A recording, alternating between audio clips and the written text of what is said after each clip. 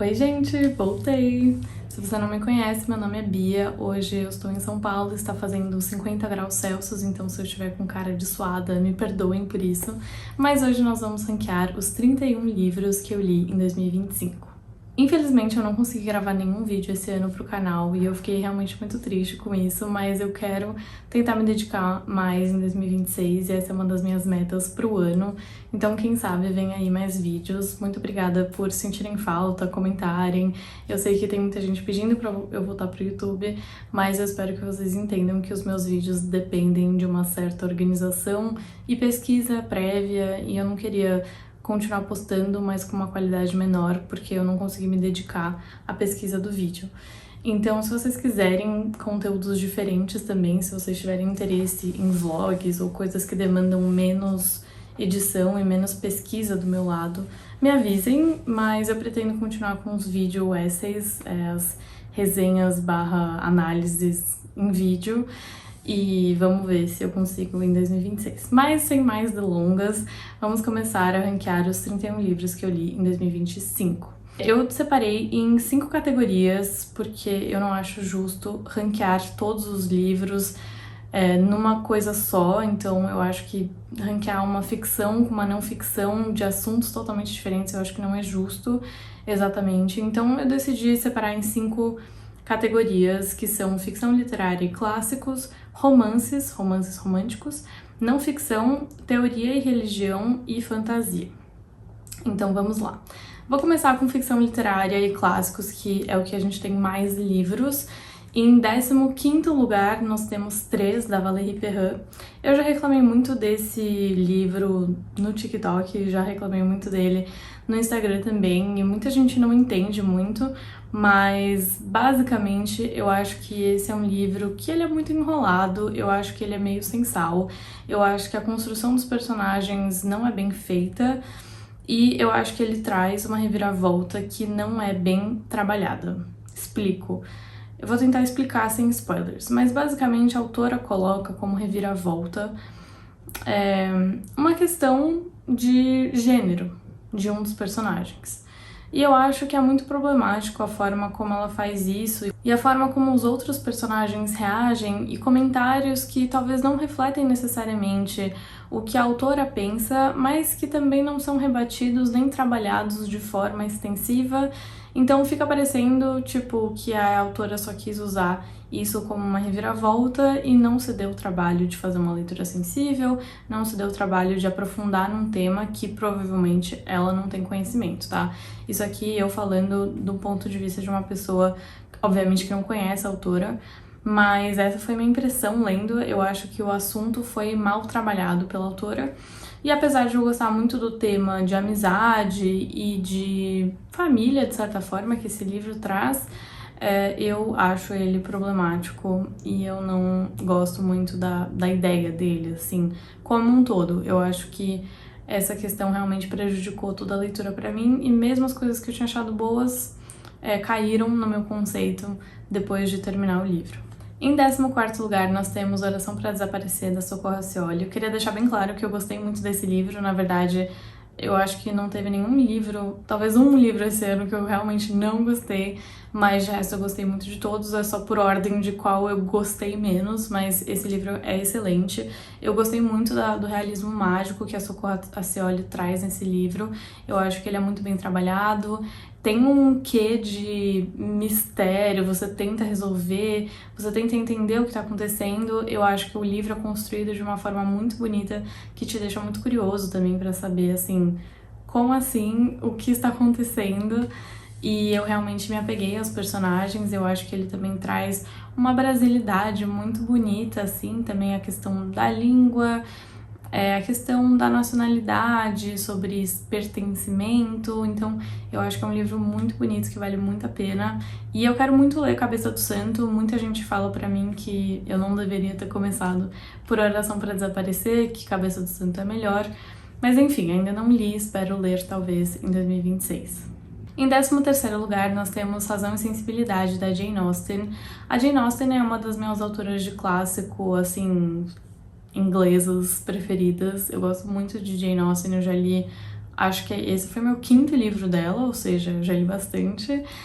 E eu gosto muito da forma que ela trabalha os personagens, as questões de época, todas as críticas e a sátira que ela traz mascarada com uma história que poderia ser facilmente rotulada como uma narrativa só para mulherzinhas e só uma coisa bem leve e rasa. Na verdade tem muito significado, é muito profundo. Então eu gosto bastante dos livros da Jane Austen e Razão e Sensibilidade não foi diferente. Razão e Sensibilidade é o primeiro livro dela, o primeiro livro que ela publicou e o primeiro que deu a fama que ela tem e teve.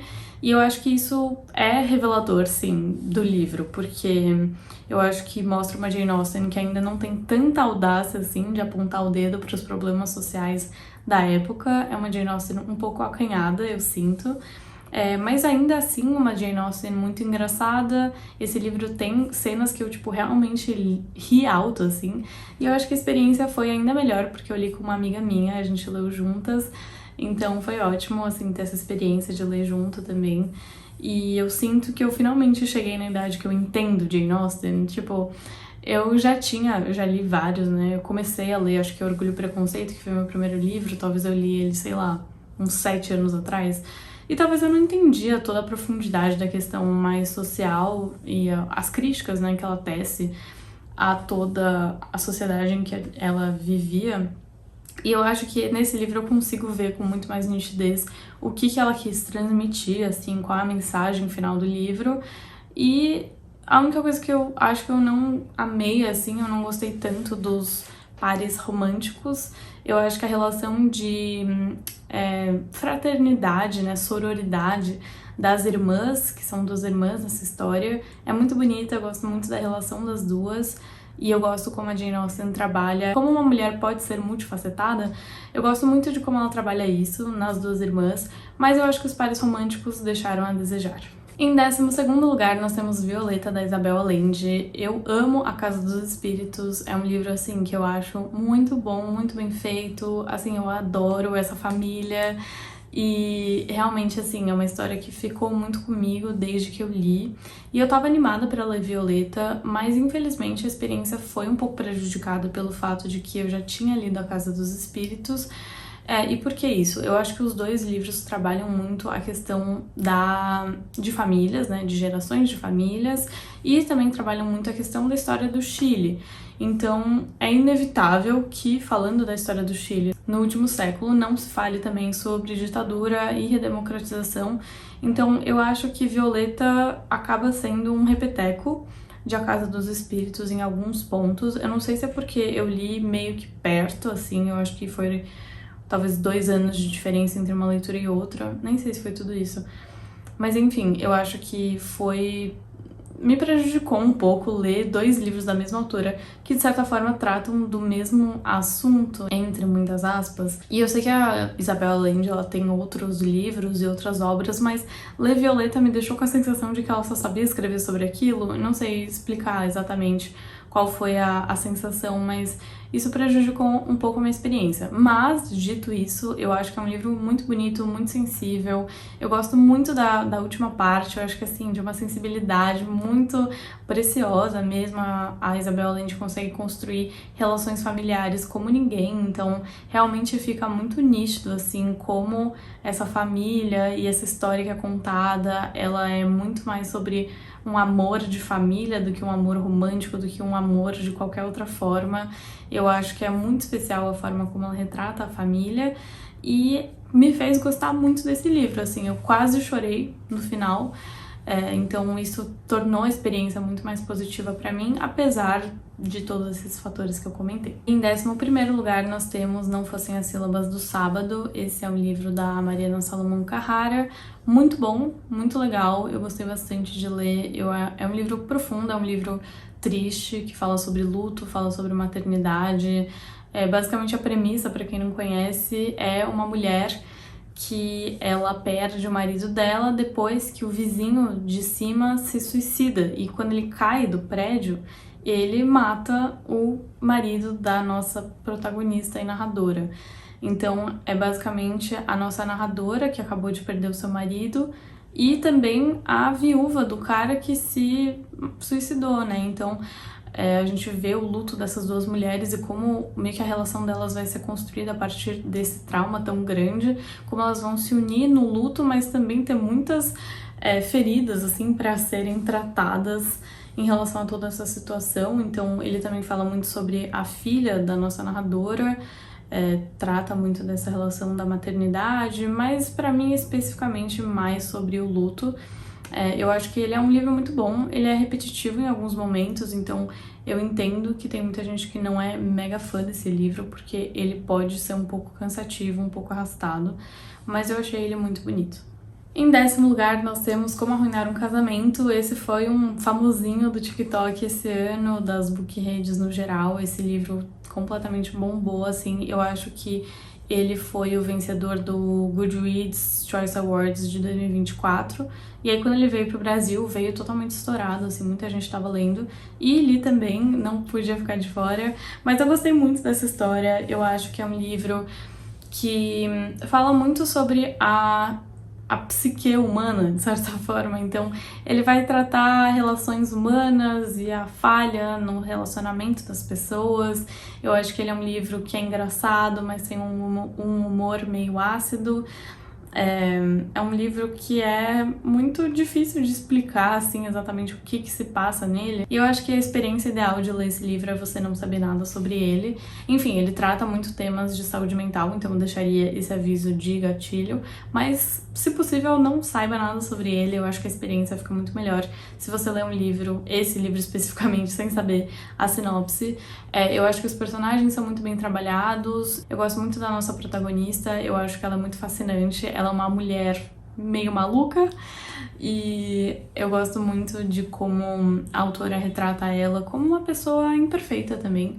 Então acho bem interessante e gostei muito desse livro. Vamos agora pro 9º lugar, O Peso do Pássaro Morto, de Aline Bay. Eu já tinha lido a Aline Bay com A Pequena Coreografia do Adeus, que foi uma leitura que eu não gostei muito. Eu acho que o tema não me pertence, não me diz respeito, então por isso eu não consegui me identificar tanto.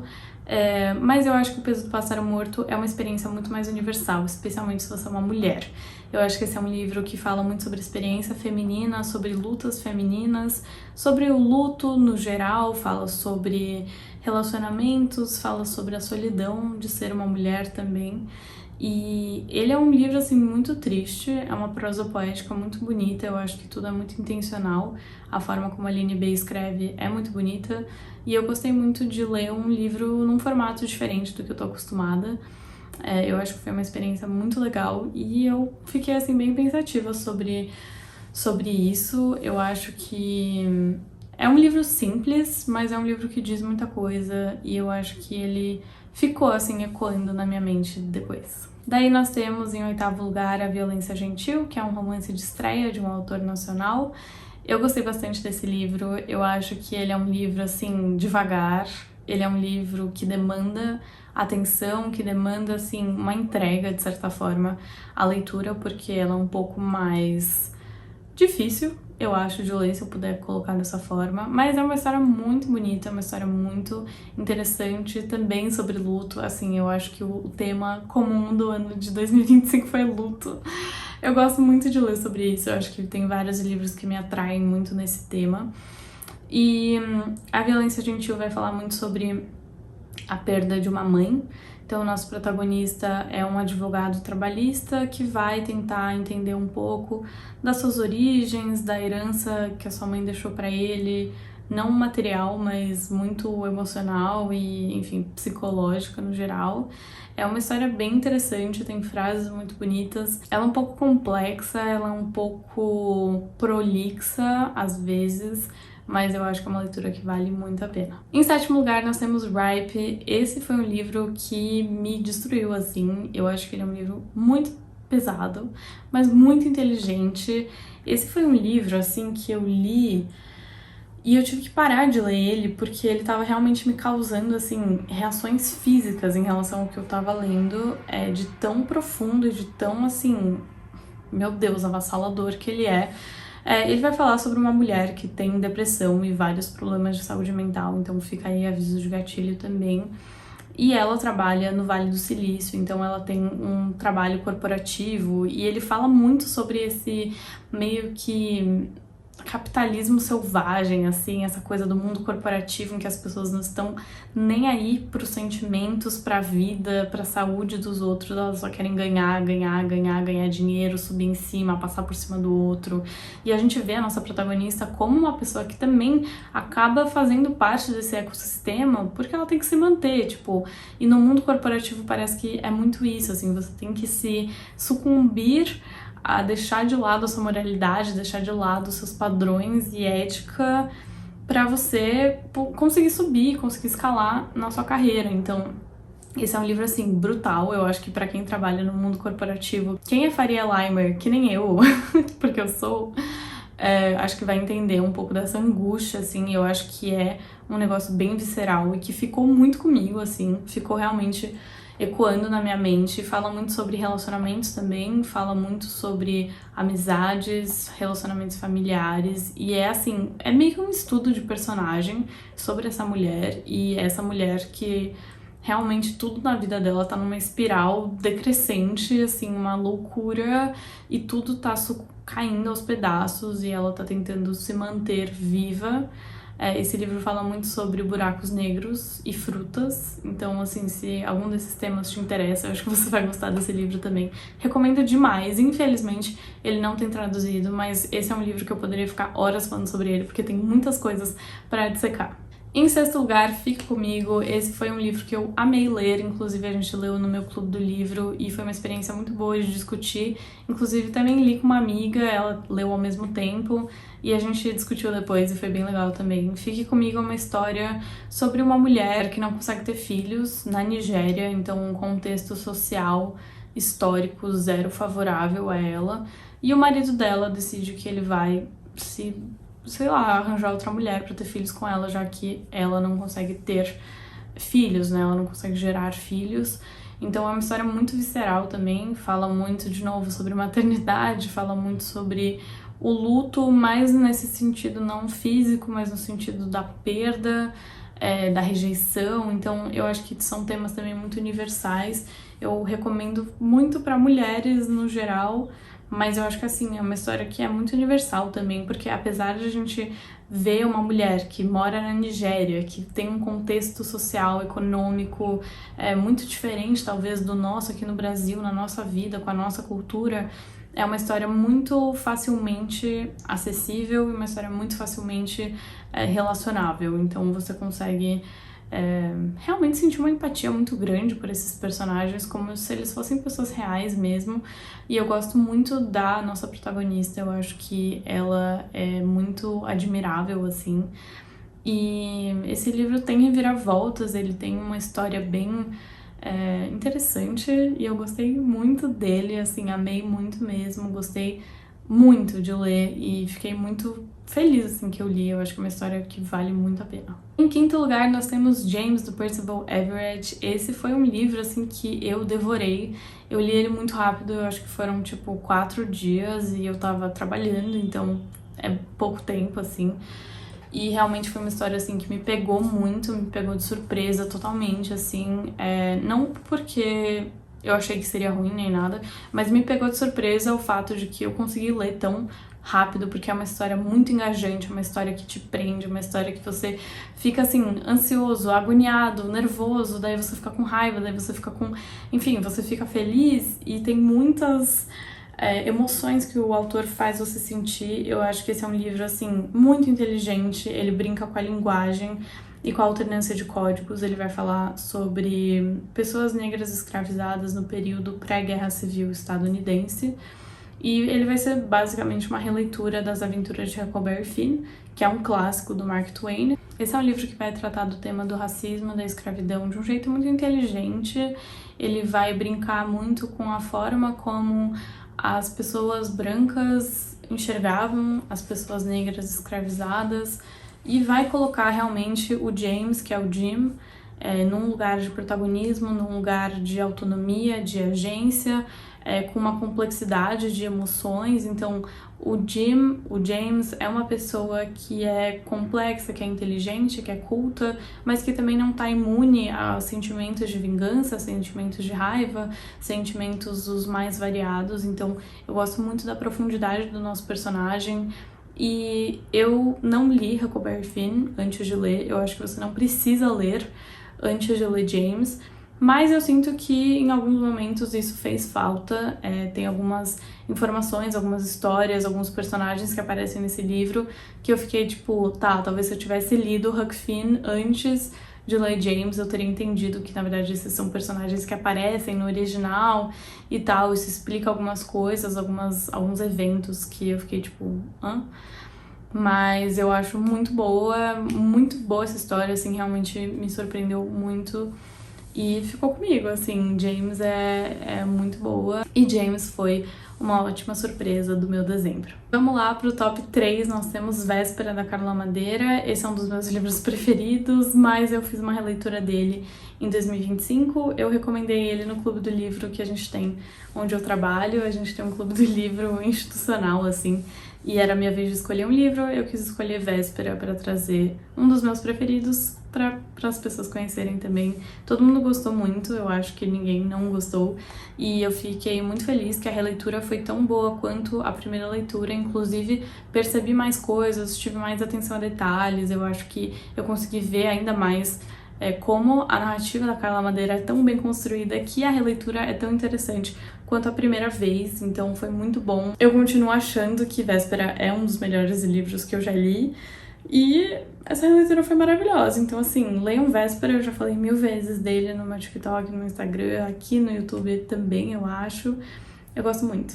É isso. Top 2, uma outra releitura, foi uma releitura que eu fiz pro meu clube do livro. Eu fiz questão de trazer Nihonjin, do Oscar Nakasato, pro clube do livro assim que relançou pela Fósforo. Pra quem não sabe, ele estava publicado por uma outra editora em 2012, ele ganhou o Jabuti, e aí agora em 2025 ele foi republicado, né, numa nova edição pela editora Fósforo, e eu fiz questão, assim, de divulgar, de falar, de realmente, assim, eu não tava sendo paga por isso, mas quem me dera, porque realmente é um livro que eu tenho orgulho e eu encho a boca pra falar que é um dos meus preferidos. Esse ano também saiu a animação, que é Eu e Meu Avô Nihonjin. Infelizmente eu não vi no cinema, mas eu vi muita gente falando bem. É uma animação infantil, que obviamente tira um pouco dos temas pesados que Nihonjin carrega, mas eu acho que é tão importante ver uma história nipo-brasileira nos cinemas, assim, realmente fiquei emocionada, fiquei muito feliz pelo Oscar Nakasato. Eu acho que é uma história muito boa, que vale muito a pena. E eu fiquei muito feliz também de ver um pouco mais de gente falando sobre esse livro nas bookredes no geral. Ele foi o livro também do Clube do Livro do Felipe Neto, então isso trouxe mais visibilidade. E eu fico muito feliz, assim, realmente também é uma outra experiência que a releitura foi tão boa quanto a primeira. Os temas são muito universais, eu acho que mesmo uma pessoa que não é nipo-brasileira vai conseguir se identificar, mas especificamente se você é descendente de japoneses que vieram para o Brasil, eu acho que a experiência é tipo 10 vezes melhor, assim, não tem como explicar a sensação que é você ler uma história brasileira sobre uma história que é basicamente a história de qualquer imigrante japonês que imigrou no século passado. Então é muito bonito, muito emocionante, eu amo Nihonjin. E em primeiro lugar, Ensaio sobre a Cegueira, de José Saramago. Foi meu primeiro contato com Saramago e eu estou assim, por que eu nunca li esse livro antes? Realmente eu gostei muito de ler, foi muito especial, foi muito precioso assim ler esse livro. Eu acho que é uma experiência fenomenal e realmente não tem palavras para explicar assim quanto eu gostei desse livro. Foi muito, muito, muito bom ler. Li também no Clube do Livro, então esse ano o Clube do Livro arrasou nas indicações e tô muito feliz em continuar ele em 2026. Se você quiser saber mais sobre o meu Clube do Livro, inclusive, tem o link do Catarse aqui na minha bio. E, enfim, eu acho que é uma história muito boa. Eu nem vou falar muito, entrar em detalhes sobre a sinopse, porque eu acho que também é um outro livro que é bom você não saber nada sobre ele. Mas esse é um livro que vai falar muito sobre a brutalidade de ser humano, o que acontece quando não tem ninguém vendo, o que acontece quando as regras e as leis não se aplicam. Então é bem brutal, assim, eu não tenho outra palavra pra descrever, mas é muito bom, eu recomendo demais, assim. Eu acho que a escrita do José Saramago é muito fenomenal e eu fiquei muito orgulhosa de mim de conseguir ler também. Eu não acho que foi exatamente difícil de ler, muita gente me perguntou isso, se eu achei a linguagem muito difícil de compreender. Não achei, mas eu acho que é uma leitura que demanda atenção, então, assim, tem que estar preparado para ter essa certa demanda mental de ler Saramago. Bom, vamos para a próxima categoria, que é romance, então romances românticos. Vamos começar no número 7, que eu diria que é o único livro ruim que eu li esse ano, que foi Rue na Sua Pele, da J. Crownover. Esse livro é muito ruim, esse livro virou um filme esse ano. O filme é bom, tá, gente? O filme é bom, eu fiz propaganda do filme, inclusive, eu topei fazer porque eu realmente gostei do filme, mas o livro não gostei. Ele é claramente um livro dos anos 2010, sabe? Eu acho que é tudo isso que você precisa saber sobre ele, mas eu acho que, assim, ele... Eu não sei nem o que falar, mas ele não é bom, não é bom. Eu li ele pra depois ver o filme, mas eu fiquei muito feliz que eles mudaram muita coisa no filme, e eu acho que eles trabalharam melhor muitos temas, mas realmente o livro, assim, não funcionou pra mim, e eu não recomendo. Mas o filme eu recomendo, tá? Se você quiser uma comédia romântica, assim, sem nada muito demais, assim, eu recomendo, acho legal. Em sexto lugar, nós temos First Time Caller. Esse é um livro que vai vir traduzido ano que vem pro Brasil. E eu fiquei surpresa comigo mesma de não ter gostado do livro. É um livro que eu vi muita gente na gringa falando bem, muita gente aqui no Brasil que também leu em inglês falando bem, mas não foi pra mim. Eu acho que cada vez menos eu tenho vontade de ler livros em que o cara não é totalmente apaixonado pela mulher.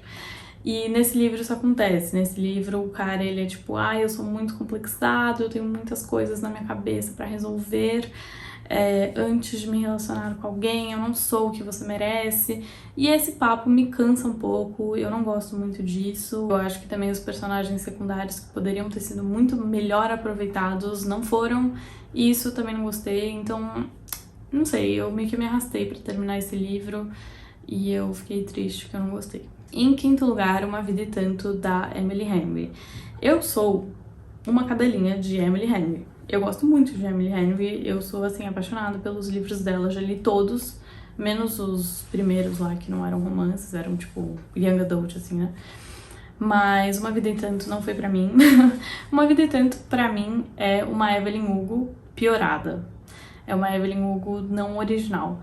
É um romance que é a Emily Henry tentando sair um pouco do gênero romance, puramente romance romântico, mas eu senti que não funcionou, não me apeguei aos personagens, achei que nenhum nem outro foi trabalhado bem, porque a gente tem a linha do romance e a linha da história de uma subcelebridade, de uma celebridade, vai, dos anos 90, nem sei que década que era.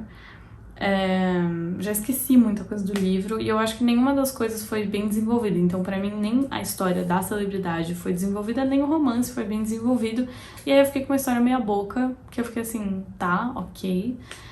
Talvez eu até trocaria isso com First Time Caller, mas assim, não sei, acho que não. Eu acho que não porque eu gosto da escrita da Emily Henry. Eu acho que ainda é um livro da Emily Henry, eu ainda acho que muita gente vai gostar e gostou desse livro, só não funcionou comigo e infelizmente, né, tudo bem. Em quarto lugar nós temos Pra Sempre Seu, da Abby Jimenez. Eu amei Até o Fim do Verão, da Abby Jimenez, então eu tava muito animada pra ler Pra Sempre Seu, porque eu já tinha ouvido muita gente falando bem e tal, e eu não gostei tanto assim. Eu acho que cada vez mais, cada dia que passa, eu fico mais chata com romances, porque eu já li muito romance, então eu acho que o meu critério sobe. Eu gostei bastante de vários aspectos desse livro, eu acho que a dinâmica dos personagens é boa, eu acho que os personagens individualmente funcionam, eu acho que tem uma temática de família e de herança latina da protagonista que também me atraiu bastante, mas a falta de comunicação entre os personagens realmente, assim, me tirou do sério. E eu não consegui muito passar por isso, porque eu acho que eles só podiam ter sentado e conversado, e isso teria tirado, tipo, umas 200 páginas do livro. Então eu acho que me incomodou, assim, e talvez eu seja chata, talvez eu esteja chata com romance, e é isso. Vou pegar uma água, porque eu tô aqui, ó, falando há muito tempo, eu sou muito tagarela. Em terceiro lugar, nós temos Don't Be in Love, que é de uma autora que eu li um livro dela ano passado, que eu gostei muito, que foi Picking Daisies on Sundays. Esse foi um livro fantástico que eu li ano passado. Eu falei dele no meu último ranking, eu acho. Eu gostei bastante dele, ele é muito fofinho, muito bonitinho. E aí eu queria ler um outro livro da autora, que é esse Don't Be in Love. Eu achei ele super original? Não, mas eu gostei bastante dele. Eu acho que ele me lembra muito os protagonistas, os personagens de Peças Infernais. Não sei porquê, não me pergunte porquê, mas eu acho, minha suspeita, é que a autora de fato se inspirou nos personagens pra escrever esse livro, porque, tipo, a cena toda é em Londres, tipo, todo o cenário é em Londres, e os personagens se parecem muito, tipo, tem um triângulo amoroso e tem meio que os trejeitos dos personagens, então eu acho que ela se inspirou. E como eu tinha meio que acabado de ler Peças Infernais, não acabado, mas tinha lido recentemente, eu gostei bastante e eu achei que foi uma leitura muito boa. Eu gosto muito do jeito que essa autora escreve, infelizmente não tem traduzido, até porque eu acho que ela publica independentemente, mas eu gostei muito desse livro e eu acho muito fofinho. Em segundo lugar, e pra minha própria surpresa, eu vou colocar um livro da Ellie Hazelwood. Ouçam bem, um livro da Ellie Hazelwood. Em segundo lugar na minha lista de romances desse ano foi Amor, Teoricamente. Eu já tinha lido A Hipótese do Amor e eu odiei, tipo, não gostei mesmo, assim, acho péssimo, acho um livro muito ruim. Pra mim, eu não gosto desse livro. Mas Amor, Teoricamente funcionou pra mim, incrivelmente. Eu achei que eu não ia conseguir passar pelo meu ódio por Ellie Hazelwood, mas eu consegui, eu achei ótimo, gostei muito desse livro, talvez eu dê chance pra outros livros dela também, porque eu acho que agora eu consegui, tipo assim, tá bom, eu só não gostei desse livro específico, não quer dizer que tudo que ela escreve é desse mesmo jeito. Eu acho que Amor, Teoricamente funciona muito bem, e eu gostei muito do livro, eu gosto muito da dinâmica dos personagens, eu gosto muito da forma como foi feito, tipo, talvez as pessoas falem, ah, mas é zero realista, mas assim, nesse livro funcionou, pra mim eu gostei dessa dose de fantasia desse livro. Não é fantasia mesmo, tá? É só porque acontecem coisas meio, tipo, tá bom, até parece. Mas eu gostei muito dessa história e Jack Smith, assim, preciso falar mais alguma coisa? Acho que não. Em primeiro lugar, foi minha última leitura, que foi Exit Lane. Gente, eu tô tão animada pra falar desse livro, porque foi o único livro em 2025 que me fez chorar, tá? Fiquem com essa informação aí. Porque é um romance, sim, mas é um romance triste. É um romance que vai, assim, atacar os corações e as lágrimas, e eu chorei bastante lendo esse livro. Ele é um livro que vai ser uma mistura de várias coisas, ele tem várias referências. A primeira referência é When Harry Met Sally, que é aquele filme da década de 80, eu acho, que aquele homem e aquela mulher, eles vão fazer uma viagem de carro, tal, ele dá carona pra ela. Então, tipo, essa é a dinâmica de When Harry Met Sally, mas aí também vai virar uma coisa meio pessoas normais, meio um dia, meio conversas à madrugada, assim. Eu não sei explicar direito, mas eu amo esse livro, que são, tipo, duas pessoas que elas meio que não se encontram nos momentos certos da vida. Mas uma coisa que eu gosto muito desse livro, que eu gostei muito, como foi feito, assim, nossa, eu amei esse livro. Mas uma coisa que eu gostei muito no livro é como a comunicação é bem feita. Por quê? Muita gente não gosta de pessoas normais porque fala que a falta de comunicação irrita. E nesse livro, eu acho que eles são super transparentes, tem muita comunicação. E mesmo assim, os personagens, eles não conseguem se encontrar nos momentos de vida, não porque eles não conversam. Na verdade, eles têm uma base muito sólida de uma amizade, sei lá, encontros inesperados do destino, sei lá. Mas eu acho que eles conversam muito bem sobre tudo. Tudo é muito falado entre eles. E existem motivos plausíveis pelos quais eles não podem ficar juntos. E eu achei muito bom. Eu gostei muito mesmo desse livro. Infelizmente também não tem traduzido, gente. Não tem. Desculpa. Ele é de um coletivo de histórias de romance chamado 831, lá nos Estados Unidos. E eu acho que Estados Unidos. Mas foi, assim, uma história que me surpreendeu muito, foi minha última leitura do ano, e, assim, fiquei completamente encantada, muito feliz que eu li esse livro. Vamos falar agora sobre não ficção, e nós temos 3 livros nessa categoria. O terceiro dessa categoria de não ficção é Black Swans, da Eve Babbitt. Eu tive um contato prévio com Eve Babbitt quando eu li Slow Days Fast Company, que foi traduzido para o português esse ano, eu esqueci o título, mas eu vou pesquisar e eu coloco aqui. E Black Swans é também uma coletânea de histórias da Eve Babbitt, nesse mesmo cenário de Los Angeles e tal, mas esse não me pegou tanto. Tem histórias muito boas, o humor da Eve Babbitt é muito bom, assim, eu acho muito legal de ler essa coisa bem Hollywood, bem surreal, Los Angeles no século passado, e ela era tipo uma it girl, assim. E ela escreve muito bem, obviamente. Mas sei lá, não ficou comigo, assim. Eu gostei muito da experiência da leitura, achei que não me arrependo de ler, gostei de ler mais uma coisa da Eve Babbitt. Mas assim, ficou comigo? Não. Eu nem tinha lembrado que eu tinha lido esse livro até fazer essa lista, então talvez é isso. Em segundo lugar, nós temos O Desabamento, do Edouard Louis. Esse livro é fantástico, esse livro é muito bom. Esse livro é muito pesado, tanto que eu demorei muito pra ler ele. E ele é pequeno, ele é curto. Eu li em francês, então talvez isso tenha sido um fator também para eu ler um pouco mais devagar. Mas esse é um livro, assim, visceral mesmo, como todos do Edouard Louis. O Edouard Louis, nesse livro, vai falar sobre a relação dele com o irmão dele, um relacionamento muito conturbado. E o irmão dele, basicamente, era uma pessoa muito complexa, muito difícil, uma pessoa, assim, com vício em bebida, que tratava muito mal mulheres, inclusive gatilhos para violências contra mulheres no geral. Esse é um livro forte, assim, pesado. O Edouard Louis não poupa palavras para falar sobre isso, mas é um livro muito bonito, é um livro muito, assim, tocante, profundo. As dinâmicas que ele trata são muito realistas, assim. E eu gosto muito da transparência que o Edouard Louis sempre entrega nas suas obras, de ser muito, assim, cru e muito, assim, dilacerante, assim, realmente não tenho palavras, tô sem palavras pra falar sobre esse livro, eu recomendo muito. E por fim, número 1 de não ficção, nós temos Stay True, que é um livro muito bonito. Esse é um livro muito bonito. Esse é um livro, assim, que dá um sentimento de nostalgia por algo que eu nunca vivi. Então ele vai falar muito sobre a costa oeste dos Estados Unidos no século passado, toda essa coisa da vida californiana, amizades masculinas, que foi uma coisa que eu me interessei muito nesse ano, ler sobre amizades masculinas.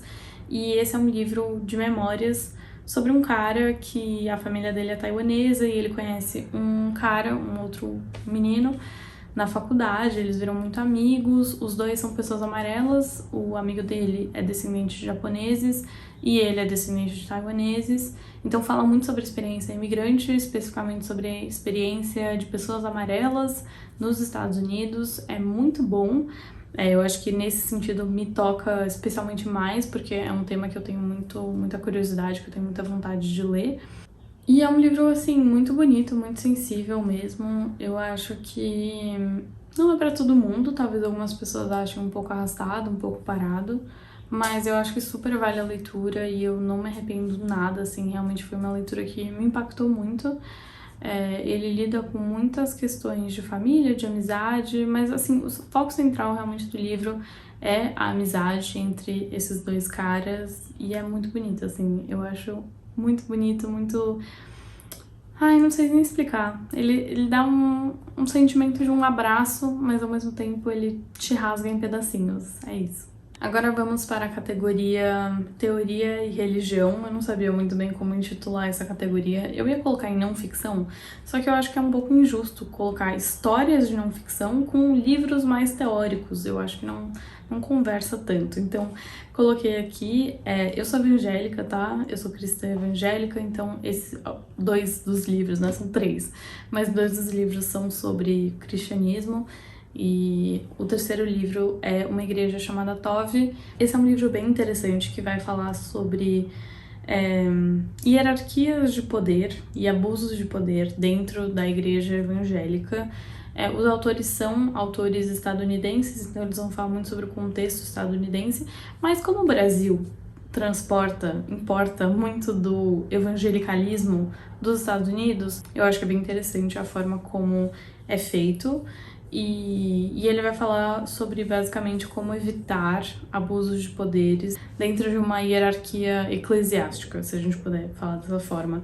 Então, como evitar lideranças que são super poderosas e que podem destruir toda uma comunidade quando a gente tem escândalos de pedofilia, de corrupção, enfim.